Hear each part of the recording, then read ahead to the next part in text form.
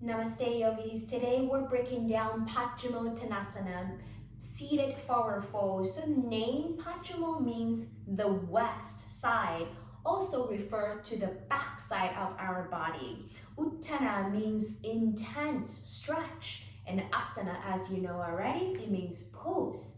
So we always know this pose as seated forward fold. It is a great and a very important foundational pose for all the seated posture and then for all other seated forward fold variations. So let's take a look at this pose. First of all, this is a great pose that stretches the entire back line of the body from the back of the heel, calf, hamstring, glute, and the entire back torso and all the way to the crown of the head.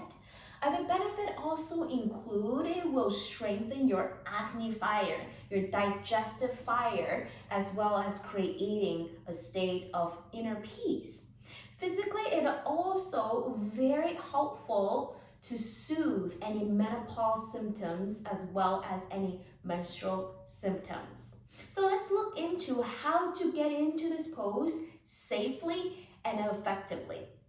Oftentimes, I see students in the class that they come to a seated forward fold, and the first thing they want to do is to dive in to reach the toes, regardless of what's happening in the arms, in the shoulders, and then in the spine. So this is actually a pose focused a lot on inner strength and then deep pelvic work in order to initiate the fold. So let's look at the basic, the foundation, your legs. Legs needs to be squeezed in towards the midline and the feet pressing out. Even your toes are actively spreading. But we do want to take some time to notice that we don't want to lift or press the feet so much so that you create hyperextension of the knees. You can tell that when your knees are pressing into the ground and heels are lifted quite a bit. So what you want to feel is the legs actively squeeze in and a very light elevation from the heels, toes spreading out and the feet actively pressing forward. So that will be the foundation of this pose. For the upper body, we will enter from a Dandasana. Lengthen through the spine, shoulders pull back, and then aiming your hands towards the ground.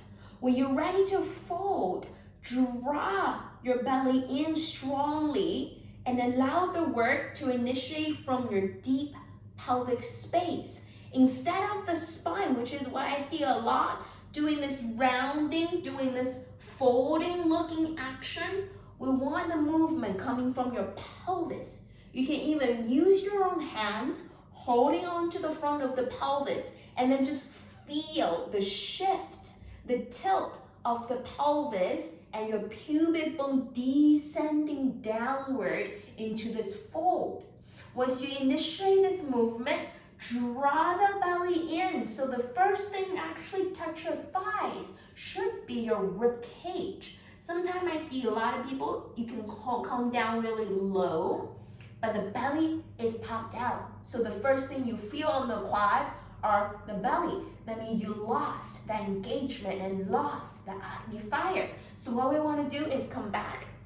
Inhale, lengthen, belly in, initiate the work from the pelvic space, and exhale, let the torso drape over your legs. Take another breath, inhale, lengthen again, and exhale, let your torso, spine lengthen forward and bring the body down. You might be able to hold on to your feet, great. If not, hold on to your ankles, back off the calves, even just rest your hands on the mat. These are all great. It really doesn't matter. But for those of you who can sustain this pose a little bit deeper, you can actually grabbing the opposite wrist and gently bring your body down and then find relaxation. Oftentimes, we don't pay attention to how exiting a pose safely. So here for this posture, when you're ready to come out, release your hands. Draw in from the deep pelvic space, engage in the core, and then rise up or use your hands supporting this axis back to the Dandasana.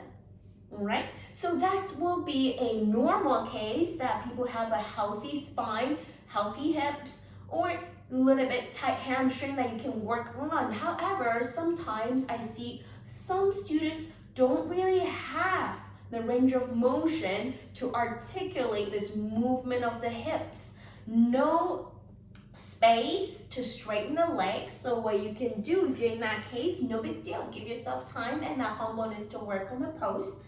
Bend your knees. You can even slide a very thin cushion or pillow underneath so that your hamstrings are not your obstacle preventing you to fall from the hips. Even just because you're taking a support doesn't mean the legs are relaxed. Legs out, spine relaxed. All right, so still finding the foundation. Let's enter the pose once again in the modified way. Engage your legs, squeeze in. Active feet and toes, feet pressing out. Dandasana upper body, lengthen through the spine, engaging your core.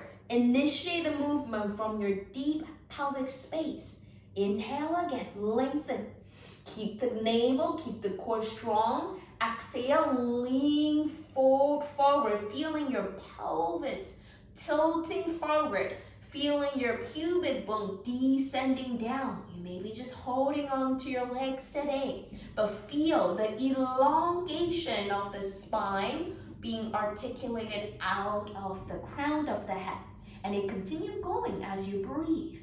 When you're ready to come out, keep the deep core engaged. Press the ground away, back to your Dandasana, and release.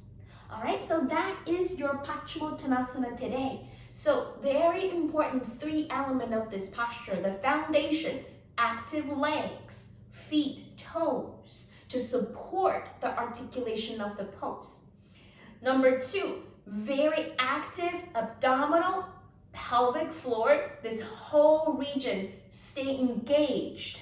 And then number 3, elongation of the spine being articulated out of the crown of the head. So once you get these 3 elements, you have the pose safely and efficiently. So understanding the pose from a safe way help to see you on your mat. Namaste.